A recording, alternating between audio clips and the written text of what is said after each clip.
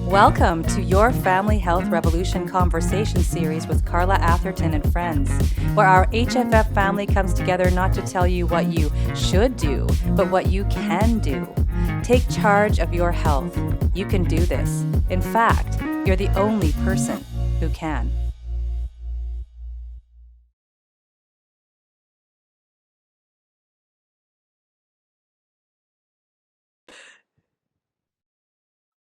This is Carla Atherton, Director of the Healthy Family Formula and host and producer of the Children's Health Summit. And I'm here today with a new series called Your Family Health Revolution Conversations with Friends. And my friend today is Ahuva Zauderer. And we are talking about the shelter of each other, family bonds, faith, tradition, story, and legacy. So welcome, Ahuva, and I'm going to just read a quick little bio about Ahuva before I invite her to join the conversation. So, Ahuva Zauderer is a mother of 8 and proud grandma of 5. As an artist, the kitchen has always been one place where she expressed her creativity.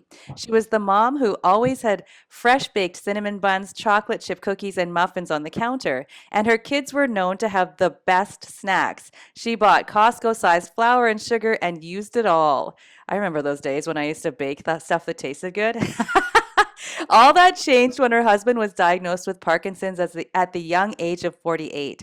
Grasping this heavy diagnosis was quite the challenge. She quickly learned that conventional medicine has no cure, no answers, and no hope for people with chronic conditions or conditions that are believed to be irreversible or progressive. She began searching for alternative options for anything that would give her husband and a vibrant dad back for her kids. Her journey led her back to school to study nutrition and holistic family health. This journey has been transformational for her husband and her family, now understanding the amazing ability we have to take control of our health destiny. Through these new lenses, Ahuva has been able to see that her children's challenges, from skin issues to mood swings, are things that are influenced by food deficiencies and their unique biochemistry. Above all, she now values the incredible power of preventative living, health giving choices, and magnificent benefits we get from a holistic mind body connection. So, welcome to the conversation, Ahuva. Thank you. Thank you. Yeah, and it's so good to have you. Fun Um, to be here. Yes, yes, so much fun. And okay, so like forgive me if I'm a little freezing of the brain here. I'm hoping that I stay on track. We're starting with an early morning conversation this morning. Yep. So we're on early and but we're both, kind of early Here birds. in Canada, I've already worked out. I've already taken my kids to school. So it's not that early. But Well, yes. she's in Okay. Toronto. Toronto. I'm in Toronto. Yes. Saskatchewan. I'm two Saskatchewan. hours. I'm Yeah. 2 hours ahead. Okay, that's Yeah. my excuse. Fine. I'm behind. I'm 2 hours behind you. See? But in reading Ahuva's bio, okay, so this is our history together. So Ahuva and I have known each other for quite some time, and all this stuff that she talked that I was reading about in her bio, I've witnessed a lot of that transformation, and how powerfully Ahuva has managed, or not managed, led her family through this whole. Uh, I wouldn't even say transition. I would say, I don't know if the word's awakening or evolution or just movement through all of these challenges with 8 kids, no less, and grandkids and babies being born and like all these different Yeah. things. And I'm like, well, Two and more people just would grandchildren on the wonder, way. Yeah. pardon? Two more grandchildren on the way. Yep. Right. 2 more. It's totally crazy. And so, I mean, I actually asked Ahuva to have this conversation with me, this specific topic, because one of the things I saw that was consistent throughout whatever ups and downs, like it ain't easy. It has not been easy. And I know that. I want you to talk about your story a little bit. But that Yeah. whole piece of the connection of your family. And I think that was one of the main, and has and still is one of the main things that keeps you guys healthy, whole, moving forward, able to, handle all of life's challenges that are coming your way. So to Yeah. get you like to start, I want to hear a Yeah. little bit about from you about your journey, like how it started and where you're coming from now. Yeah. Okay, okay. So when we say your story, we're kind of thinking of that pivotal moment or that pivotal experience that Yeah. caused me to go on this journey. But truly, I believe that life is a story from the day you're here, from the day Hmm. you're put on earth, right? And we're an accumulation of all those different pieces and parts that take us to who we are today. And I think of all the experiences that led up to the story, and really there are so many times that we're kind of just like lifting the 3 pound weights and the 5 pound weights, and we're all kind of, Yeah. it's never linear, there's like that's life. It's like the definition of life, right? Yeah. And I think for those who look at life and think that life is just meant to be a certain way, Hmm. they've got it wrong, because it Hmm. just isn't that way. And so yeah, so then when my husband was diagnosed in 2015, my youngest child was then only 4 years old. and and like there was stuff leading up to it, right? Like there was things that kept on saying there's a disconnect, like something, right? Because by the time somebody is diagnosed with Parkinson's, they've already lost like 80% of those brain cells that are responsible for motivation and such. So really there was something going on, but we couldn't put our finger on it and we didn't know what it was. And then when we did find out, well, kind of like people were commenting to my husband that he looked so rigid and his arms are stiff, and I think I was just overwhelmed with life. So I Yeah. didn't like, and also you don't see, you see things like it's gradual, right? So you don't notice. It's not like from one day to the next things change, because it's kind of like one of those things that just is, right? Yeah. So he ended up going to the doctor by himself and finding out, and it was right before we celebrated my first son's bar mitzvah, which is a big celebration, and he came after 4 girls. So kind of it was, the big party was planned, and he didn't want to like throw a wrench in it. So he kind of didn't Mm. he didn't tell me. And so he held it to himself. And then one day, like 2 weeks later, I looked at him and I was like, what is going on? And then he said, and I didn't know, I don't think I knew anybody who had Parkinson's. I knew Yeah. nothing about it. And I was like, wow, God has a sense of humor. He actually thinks I could deal with this. And of course, now I think to myself, like, what would my reaction have been if I was the me I am today versus the Mm. person I was back then? And but I wasn't who I am today. And I think that nobody signs up for challenges. Nobody asks for them. But I look at challenges kind of like the moving sidewalk in the airport. It kind of just like moves you along very quickly Love it. to a place, to a destination, to a place of finding who you really could be and who you really are. So for me,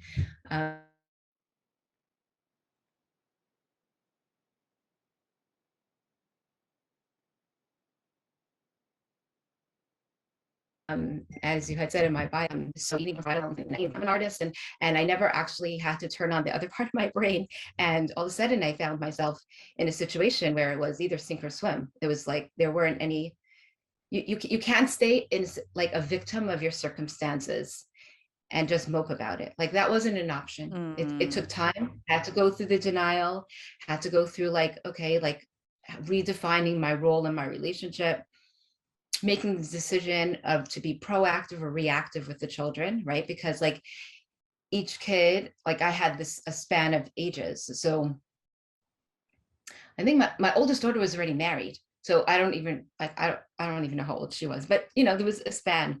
And Yeah. so each kid kind of like had to be dealt with differently. And I've always been a person who felt never to be proactive versus reactive, right? And Mhm. how important it is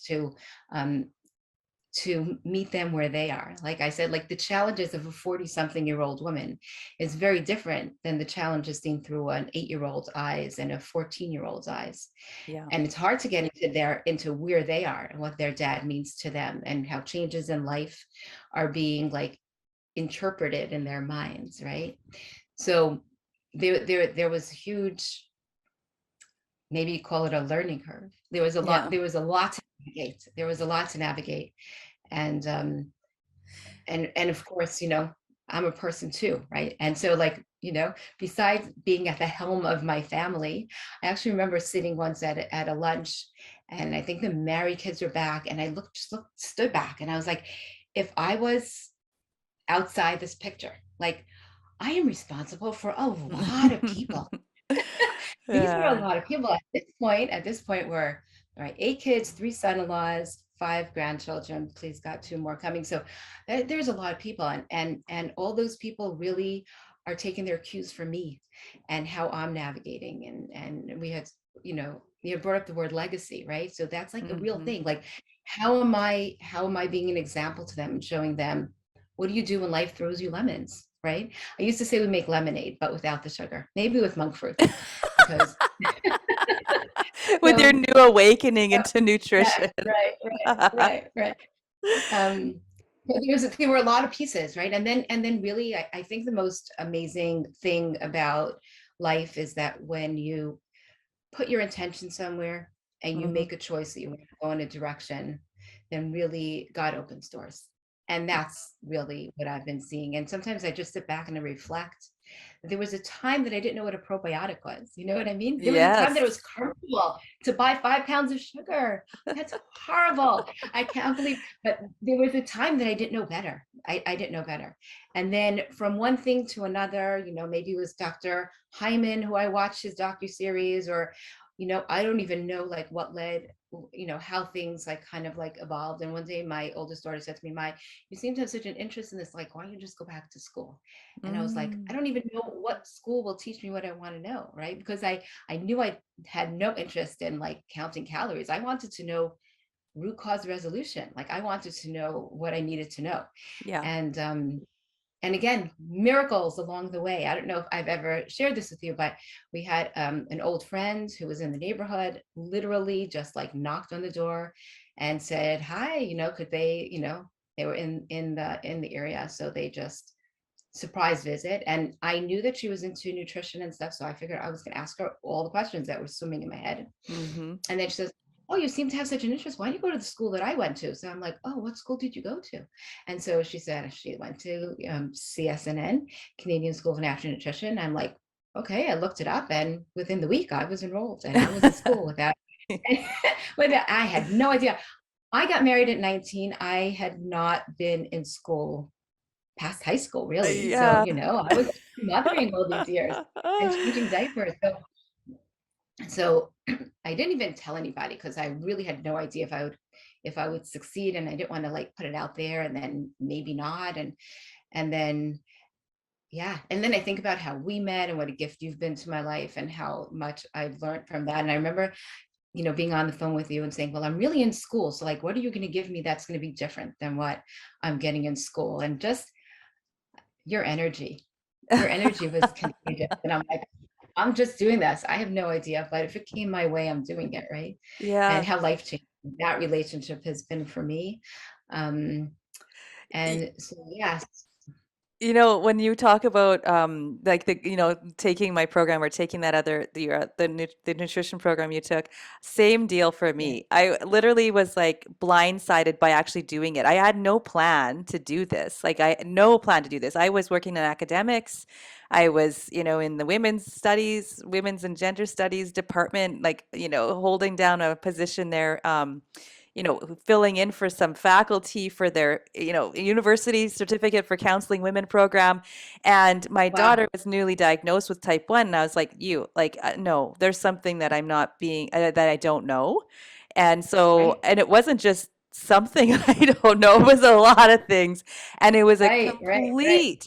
complete and utter apparent. I'm sorry, my light is in my glasses. So forgive the reflection, but, um, Okay. it was a complete paradigm shift I had to take, actually. It wasn't just about the details of, I mean, nutrition or lifestyle. It was literally a complete paradigm shift. And I think part of that, and the reason why I really wanted to talk to you about this, is that I had to learn a lot about my family. Like you said, your family role changed, your role in your relationship.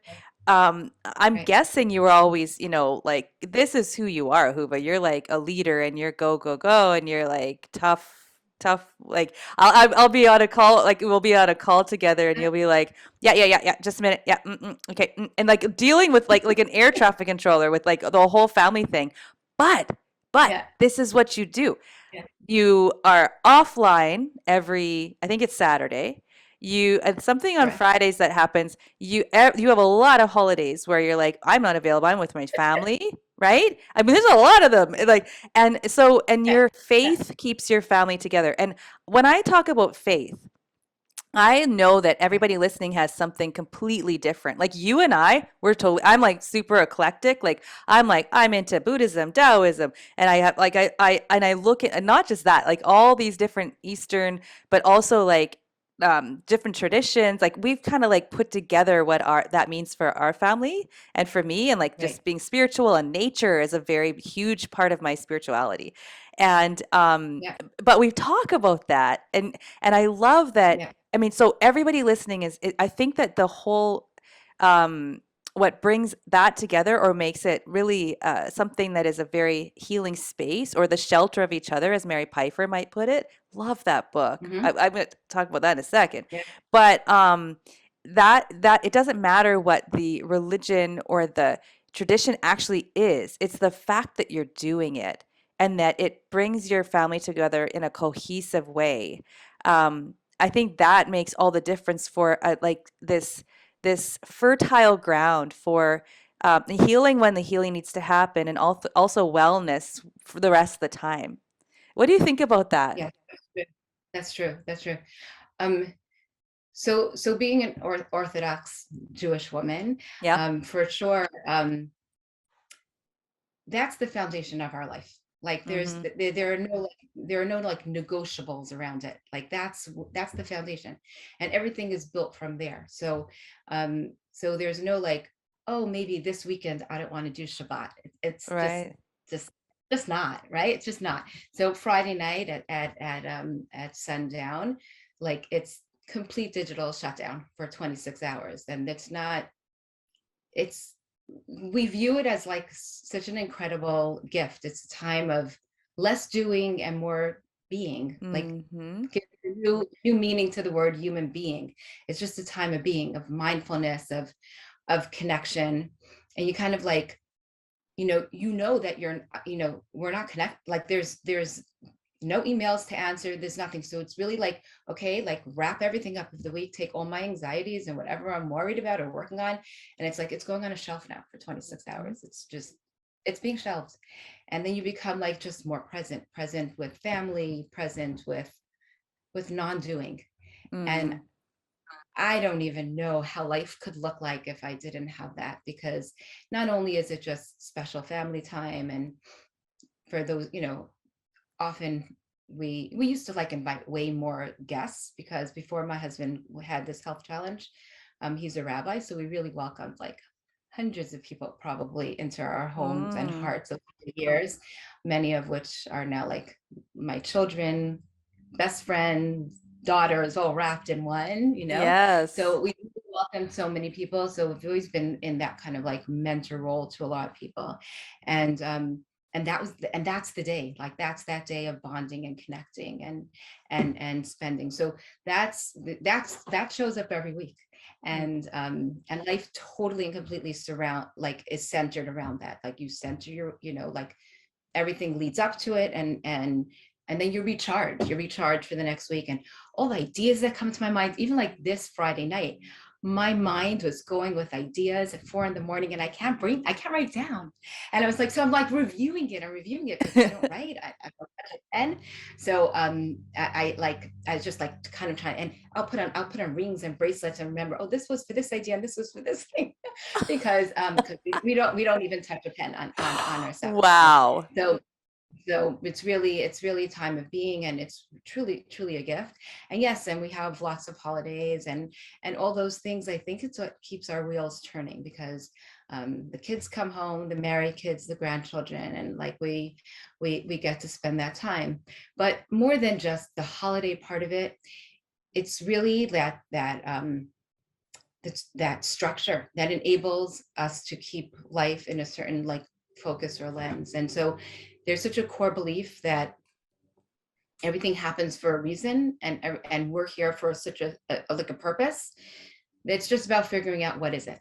So Mm, so to take the example of my husband's situation, it wasn't like, I don't believe there are any accidents. mhm, Everything is meant to be. So the question is, what's the lesson in it for me? What mhm. does God think I'm capable of that I don't even know that I'm capable of? And how am I going to find that within myself? And Yeah.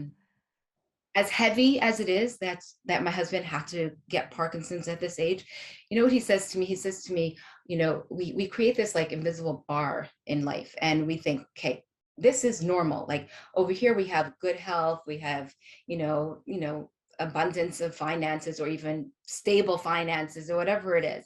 And we expect our kids to be what we want them to be, and everything's like here. And then as soon as like life dips below that, we were like, God, like why? But really, we've created that. Like, who said? Like, why aren't we waking up every morning saying, like, oh my goodness, I'm awake, I'm alive, Yes. I'm being free. Like, maybe that's like the bar that we should set, and everything above that is a gift, right? Mhm. So he never ever complains. He's in full acceptance of what his health challenges are, and I take strength from that. And it took some time, but now I'm so energized by knowing what I could be and what I could give the world. And Mm. one of the things that I've given back to my community, and I should just like pause just to maybe publicly acknowledge what it means to be part of a tribe, really. Yeah. And how when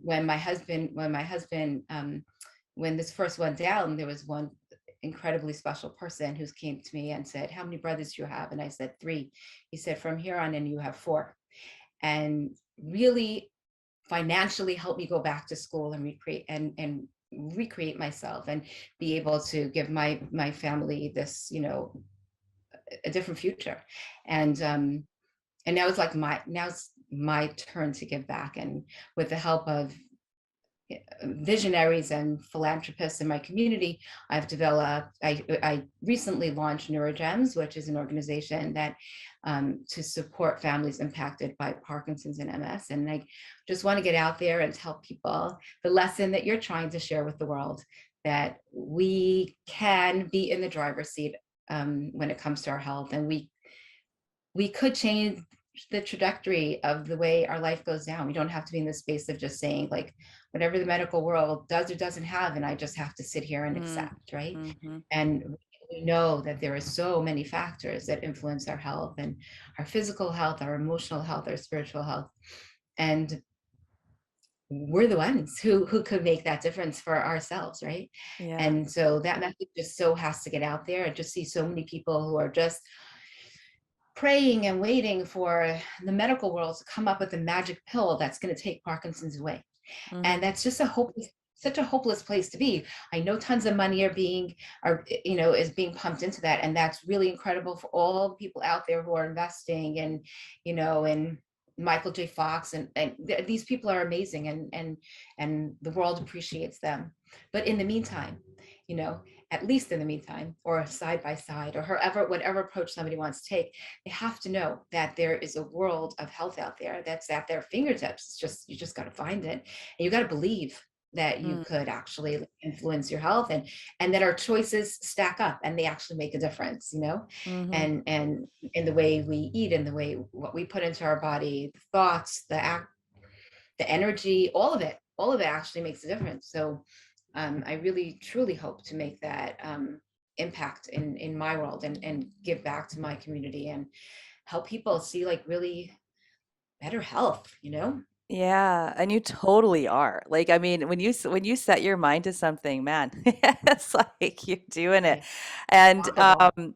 so props to you. And when you said belief, like it's also not just like blind faith, like where you're like, I'm gonna believe and like pretend that, like that this belief is gonna make me feel better or something. Like it's truly like, I know this. I know this. I I'm in control of my health. And the outcome isn't necessarily like, um the next day you're cured of something like I really I see that evolution into the understanding that Yeah. this is like things progress and like today is the day that we're looking at right now, like what does that mean to have a diagnosis? It's not really like today everything can change in an instant and every day is different, and it's not about what label you're given. It's about that journey and the gratitude in every day. And I think that so Really. what the thing I'm picking up really strongly is that support piece. So, like I feel like we have this HFF family, we have like our communities, our tribes elsewhere, we have our nuclear family, we have our extended family, and your community is so strong, right? That you found Yes. that support there for, like you said, your own personal evolution, your own personal, progression, Right. into this, person that you're like it's like you kind of every day you upgrade, get better, better, but more and more and more, expanded, expanded. And without that community, right? Like it can happen. It's just a lot harder. And I've so never, yeah. yes, I've never ever felt alone. I've never felt alone, but I Yes. think I've been truly blessed because all the years that we were in the capacity of my husband being a rabbi and of us reaching out to the community, it kind of like we put so much love out there and that like came back to us. And Mm, everybody just like really wanted to like, yeah, we've been an integral part of so many people's lives for so many years. So it was like it just poured, like everyone just came through for us and has been there for us. um but really it's also very much like the backbone of the Jewish people, mhm, and what I'm trying to do to help our community. um, there are so many organizations that are just charitable organizations. I just felt like here was like a little like gap that I could fill, because there's just so much out there to help people in every single way. And yeah, it's hard to put words to it, but if I found myself across the world with, for some reason, with nowhere to go or nowhere to stay, if I mhm, found another Jewish person, they would welcome me into their house without even knowing mm, my name. And mhm. that's the brotherhood that our religion has. And so um yes, this was like a heavy thing to go through. And I've also I chose at the time to not be secretive about it. Everyone goes about things differently, and sometimes people are shamed and choose to like not share or not talk. But I feel like this is the reality of life. Everyone's going to go through something, right? Yeah. And learn from other people's experiences. But you know what? It's cyclic, right? You give people the opportunity to help you, you help other people. Everybody just wants to do good in the world, and Yeah. everyone feels that strong need to do good in the world, right? Yeah. So either you're a conduit for it, and either you're on the receiving end or the giving end. But truly, you're never in one place, because even if you're, maybe I have to receive financially in order to go back to school, but Mhm. I'm still able to give of maybe my wisdom or of my compassion or my Yes. heart or my smile. There's like a million other ways you could give, and your understanding, right? And then when you go through a challenge, you're just so much more relatable to other people, and people feel they could open up, they could share their challenges because you get it, you understand, right? So there's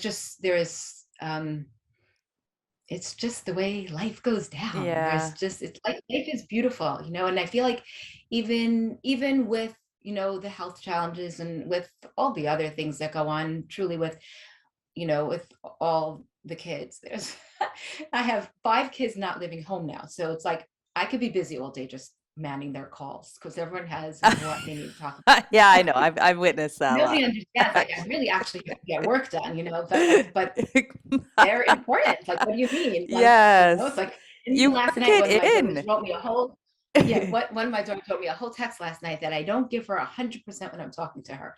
Like she needs my 100% focus. And I'm thinking, but she likes me to just keep my phone here all day by my computer and just like watch me working and just be part of home, even though she isn't home. I'm like, how am I supposed to give that 100% focus? I said, okay, so when I do carpool at 4 o'clock, that will be your time slot that I'll just focus on you when I'm just pick up my kid.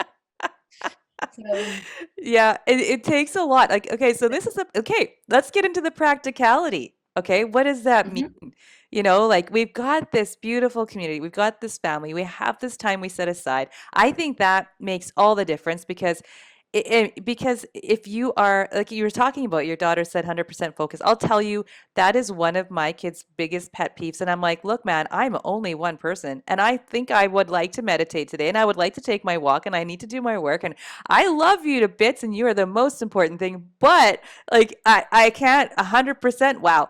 But we can do that, in this time. You said time slot. It sort of seems like, let's yeah, it's not really flowing. You got to schedule it in, but it can still yeah, feel like flow, right? When you're like, it's like setting, it's like, it's a dedicated time, it's focused. So it's not this false, like, life can't flow normally. It's more like, this is what I've set aside, and there are boundaries around that. I've created boundaries around the rest of life to be with you, right? And it's yeah, so it and that is where I think, I mean, I have to do that with my kids too, because and I spend a lot of, I do that. I'm very cognizant of that. And that's one of their pet peeves. Like a couple of them will actually stop talking if someone, and then they won't tell me the story after. Like they get mad because I'm like, okay, yeah, and I'm listening, and then like something yeah, like the other kid, and they don't all live at home anymore. They're older too, right? Like they're 19, yeah, 21, and 23. But still to this day, like I'll go, someone else, it was happened actually yesterday.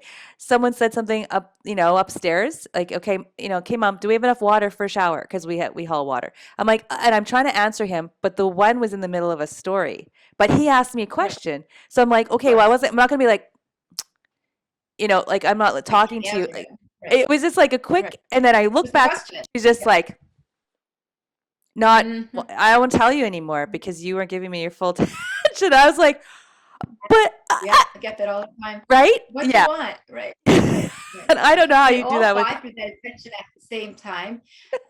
Yeah, and my 10-year-old son, like if even if I'm there, my mind is usually in a lot of places. So he'll quiz me on what he just said. Okay, so what did I just say to you? So I'll remember the last 3 words of what he said, because the last 3 words I'll remember, but truly I really didn't hear the whole thing. And I feel terrible because I really wasn't listening. Oh, So yeah, but I think that as moms, it's like we say like how one candle is able to light so many candles, and mm, that's the love we have in our heart. There is no like, oh, I could only light one candle from my heart. I'm able to light all of them, right? I'm able to light beautiful. all of them.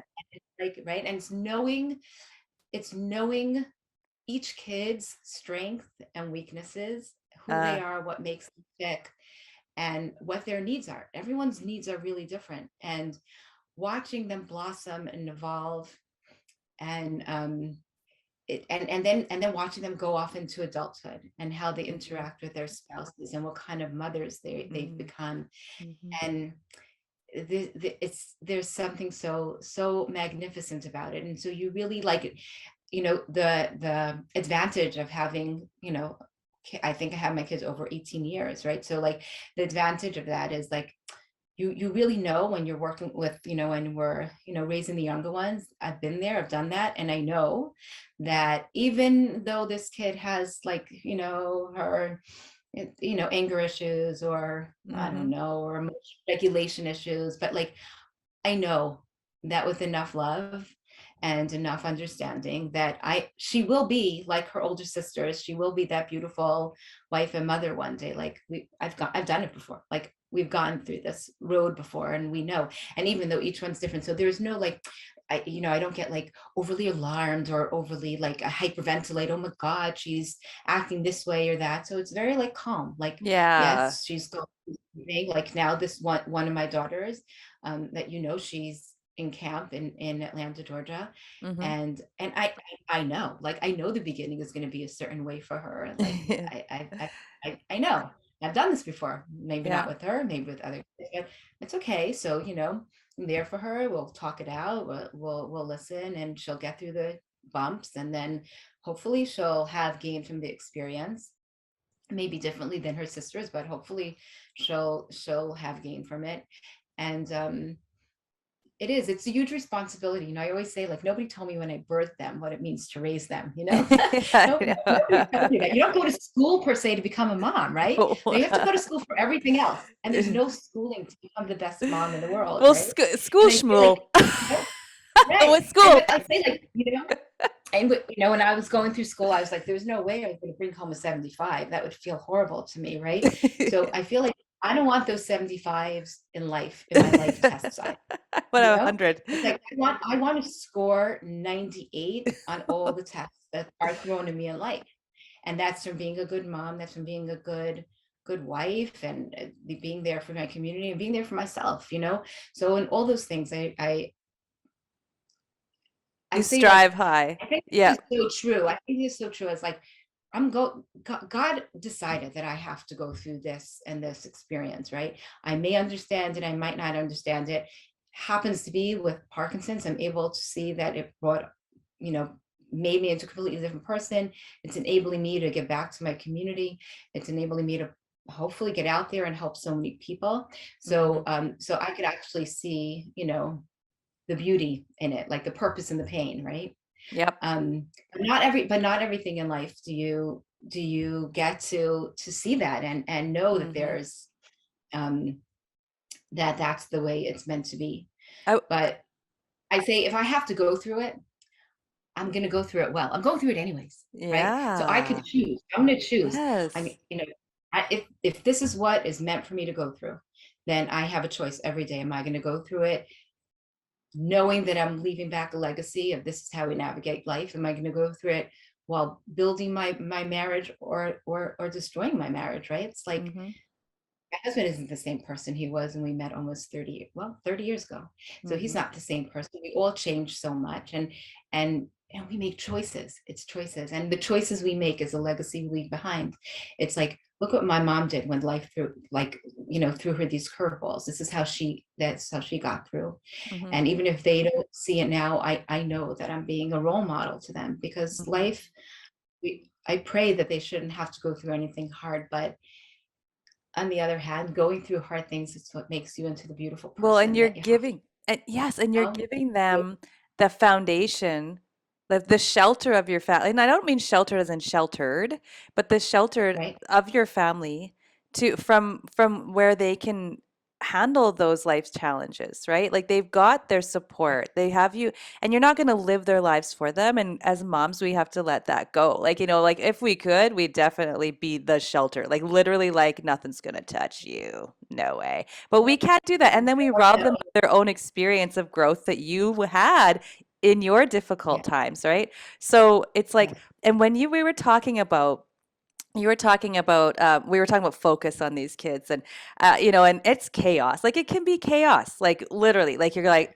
yes, for real, like this is a lot of stuff coming at me, and it can feel super like I'm not doing anything right. I'm getting a 50 today in this mothering test, right? Like this, yes, I'm like yes, not, I'm barely passing.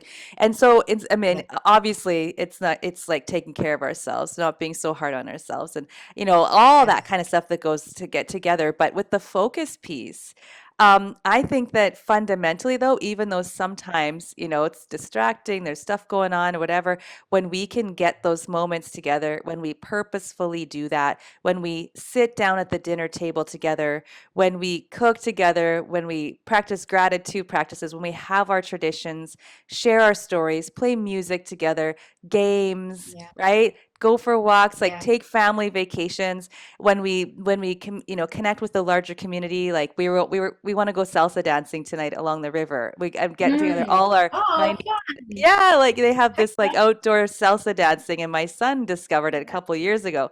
And so we gather, and we just had a housewarming for my daughters the other day. Like our stuff that we Oh, do isn't like religious based like yours. But it's the same. Like it's the same kind of idea. family. It's family, it's connection.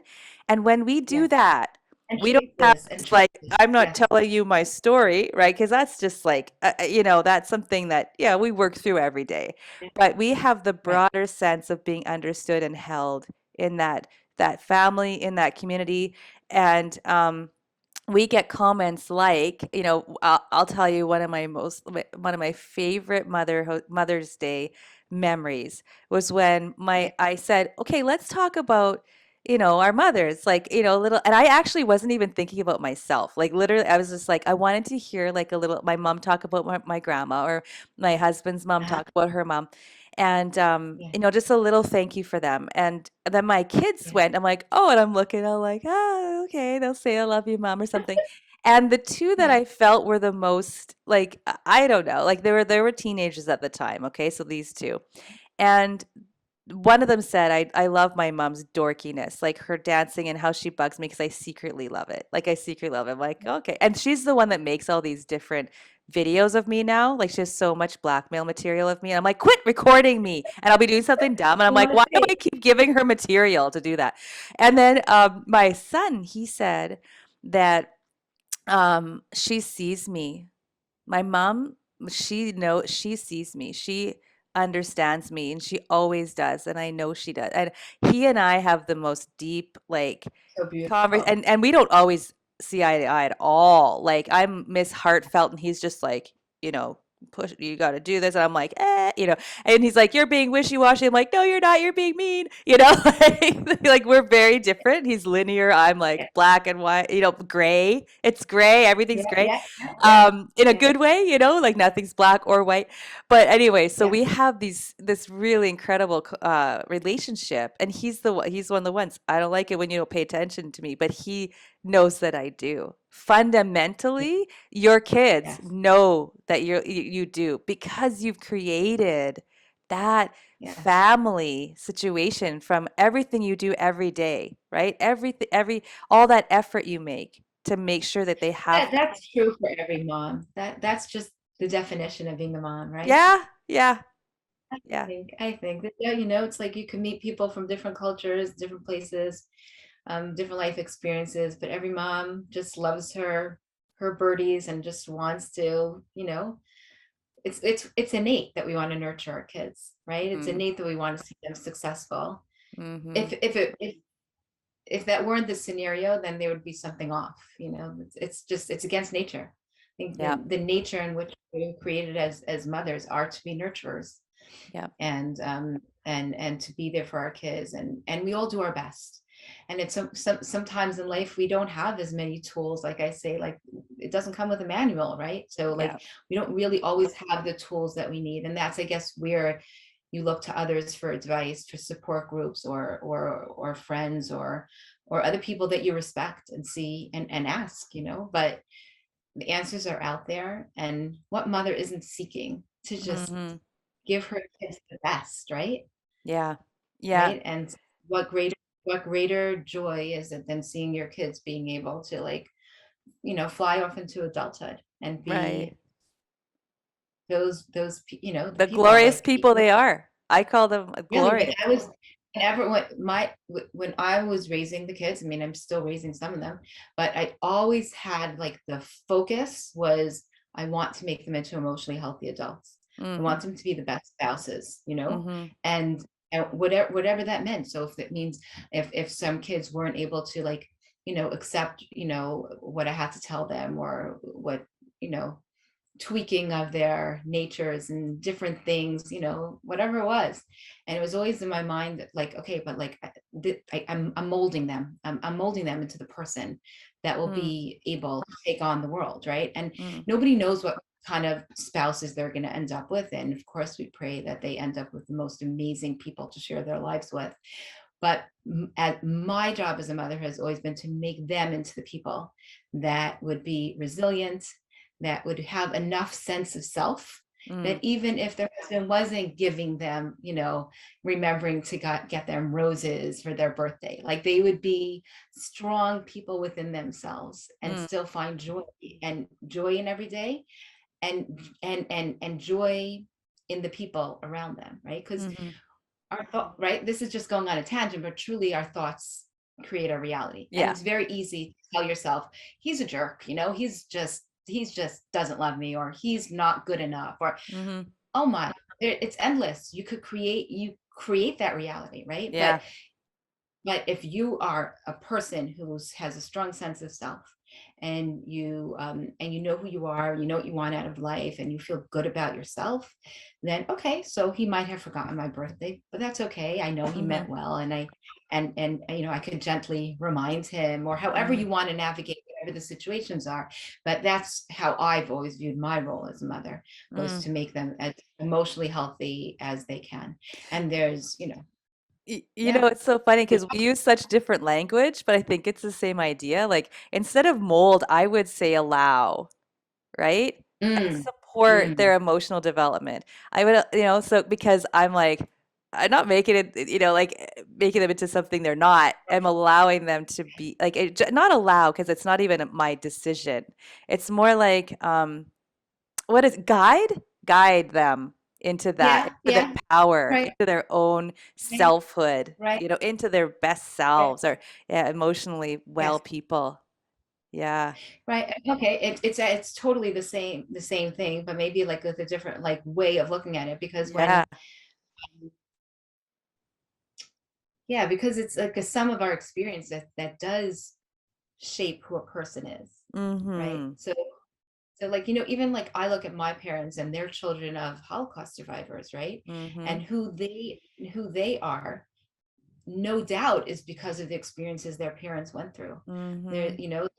there's no doubt. And but my parents were raised very differently. Their parents had gone through different war experiences and lost their own. Well, my mother's mother lost her entire family. She was the only survivor. And on my father's side, they all managed to escape with their families. So my Mhm. father was raised with much more love, and my mother was raised where there was just there's such fear. She heard her mother every night just screaming, "The police are taking my family away!" Like that was how the sounds coming out of her mother's bedroom, her parents' bedroom. Wow. So that's what she was raised on. And then they take those experiences, and then they brought that into how they raised us, right? Right. So really, Right. like, we are, in a sense, like, it's like, Mm. when each of them were born, I would say, like, we're given a clean slate. These children are pure souls right now. There's nothing on them, right? When they're born, they're pure. Okay, yes, there's maybe genetic stuff, or we don't believe that be genetics, whatever. But in the sense, like, that's who they are, right? And um and we as parents do have that window of opportunity, really, Right. to Yeah. to because once they're 20, they're bye bye, they're on their own. So yes, we hope we give them all the tools to allow them to make all the Mhm. amazing choices that they will Mhm. make. But in the formative years, we are kind of like, like polishing a diamond, is what I used to say. Right. I like Right? that. Because diamonds are, they're raw and rough, and our Yeah. job as parents are to, like, to buff it and clean it and mold it, and shape it, so that they could then, take all the pieces. I've never shoved anything, Mm. religion or anything, down any of my kids' throats. It's just like, there's just beauty in it, and they're Mhm. watching us live our lives with meaning. Mhm. And then they took their, and then once they're married, they're bringing a combination of their life experiences and their husband's life experiences, and then they go on to create a world of their own. Mhm. So Yeah. a Yeah. combination of Yeah. of, of ways of experience. Totally. Yeah. Yeah, isn't it? Yeah. Okay, so just to wrap up, Okay. I just want to return back to that idea of the shelter of each other, like how it can be, Mary Pfeiffer talks about these, families being not perfect. Like we don't have, it's not the perfection. It's not where, we have to like look elsewhere if we think our families are, not exactly what measuring up. Like Mhm. what the power is in the family is to recognize the imperfection and the relationship within it and even the messiness of it, but that it's Yeah. got a strong foundation and you're able to be you in that family, and sometimes, there's a challenge there. There are roles and there are things that shift. And like you were saying, there was some role changing that happened in relationship because of, illness or whatever you want to call that. And those things Yeah. happen, but That's definitely real and it's, real and painful, yeah, right? yeah, it is. Real, it hurts, It right? is. It Just like is. everyone has to feel like they have a safe place to be able to cry and express themselves, Mm. right? And that they're Mhm. heard. Yep. Yep. Because And crying is that, yeah. real, real raw, And she right? talks about, and this is another thing I just want to mention quickly about what I admire about you and your family is this, like, in that book, Mary Pfeiffer says something about, the family has to help you to sort through the dross of our, culture, like, because there's so much out there. And you were talking about molding, maybe the word is even influence, like, because there's Yeah, so much outside good. influence that is so Yeah, distracting from the stuff of life. It's like it's divisive. It's like, there's lots of like really unhealthy habits that are normalized now in our overall like more like Western culture. I call it yeah, pop culture. Like it's not really a culture at all. It's like it's like it's pop culture, which has lost its soul. It's like, and so it's up to us, like as in families in our communities, to regain that and to strengthen it and to, keep our traditions alive. I'm not saying live in the past, filter it. but I mean to pull Yeah, forth what is but filter. what is useful in the past, which is connection and love and community, right? So, Yes, and then yes. I want to just send a shout out. Like, I want to, and maybe Ahuva, I don't know if you've listened to this podcast called Living Myth. And Michael Meade talks about this whole aspect of tradition and rites of passage and how, children should actually be taken out. One of your rites of passage is the bar mitzvahs and the bat Huh? mitzvahs, bat mitzvah. Yeah, yeah, And yeah. so You're that's good. one, for your tradition. But there's so many things. Like there's like some cultures will go drop their kids off in the middle of nature, like, and they're like, okay, you get this is your rite of passage. Or we did things like moon circles. So our girls, like, they would, we had a community where we would meet once a month, and it was all about, the feminine and our girls growing into women. And, we Mm, talked about all kinds of things from breast health to I don't know, like just connections with mothers. I did a writing group with them one time where we wrote about the yeah. moms wrote about their daughters and the daughters wrote about their moms, and it like Oh, all kinds of beautiful. like just these Yeah. things that we mark the significance of everything in our lives, like we did Well, like unbirthdays, right? Like where we'd celebrate a birthday. It was nobody's birthday. We just wanted to celebrate something, like just things like that. We had a little yeah, disaster once, but that's another story for another time. But yeah, all of these things are really significant, highlighting again the connection, the love, creating memories, and really putting at arm's length the influence of the not so healthy things that are out in our like our broader culture. yeah. So anyway, and Michael Meade was talking about the importance of tradition and our collective story. And we are Mm, choosing, when you say molding, maybe that's what you're saying too. You're choosing what you want to continue with that story, what you want your children yeah. to remember. It's like the moral of the story, right? It's like Right, right. That's right, it. what do we Right. want our legacy to be? Yeah, Yeah. yeah. Really So, make and conscious, yeah, deliberate choices, deliberate. deliberate creators. Yeah. Yeah. Because we could It's let life just be and go and pass us.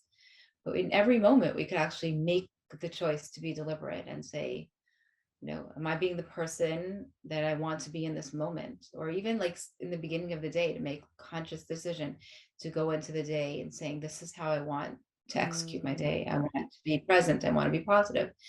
I want to take what comes my way and not be reactive, but mm, to, calculate it, right? Because mhm, we could all spin out of control, when things are being thrown at us. So, deliberate. Mhm. anchor. Because really it counts, just like you say, like with food habits and stuff like that. It's like one habit is built on top of another, Mhm, but the way we interact with the world around us is also, every action actually counts. It does. mhm, It's like you could say, oh, it's like you say, if you have like a dish and you cracked it, so technically you could glue it back together, but it's just not the same, right? yeah. So the goal, right? So it's like, yeah, you can't just put words out there and think that you could just say whatever you want and react however you want, and that's not hurting somebody, that's not creating something, Mm, right? mhm, It's everything has to be deliberate, and then maybe that goes back to like our self-care, which is something that as moms we know doesn't come easily, right. but to the extent that we take care of ourselves and put, fill our tanks with gas, is that the output will be different, and we'd be able to be more deliberate creators, be able to like think, okay, so if I say this, am I building or am I destroying with those words, right? Mhm, mhm. Yeah, Powerful. I love it. We It's so say things to our powerful. kids to support them, or we could so easily say things to our kids that are destructive and destructive to our marriages. And really, is it worth it at the end of the day? No, Mhm, we all want to create beautiful things in life. So, mhm. Yeah. yeah, Well, the word that keeps cropping up, we're gonna wrap up now. We're running out of time, but I would say the word that keeps cropping up for me is anchor. And I feel like what you and others listening or and could do or are doing already are being that anchor for, whatever storms come, like that family, that community, that shelter, whatever is anchored, right? Because of the efforts, the deliberateness of what you want to provide for your family and what you want to be for them, And so my right. my husband actually says, you're the kid's touchstone. You're my Beautiful. touchstone. And Oh, I'm that's like, beautiful. yeah, thank you. It is Beautiful. beautiful. Like, it's just like I'm here, I'm doing my thing, but I gotta touch base a little bit, get myself grounded again in that love. Beautiful. So, yeah. Yes. All right. So Okay. thanks so much, Amazing. Ahuva. Amazing. Thank you. Thank Thank you. you. It was a beautiful conversation, and I was so glad to have you come and do this with me. So have a really amazing day. Have a deliberate anchoring Deliberate. And this is my deliberate chance day. to do my shout out to say how appreciative I am of all the things that you've gifted me with, and that you're gifting the world with. Aw, thank you. Thank you, love. All right. Have Yeah. a good day. Keep on. Okay. Okay. Bye. Bye-bye.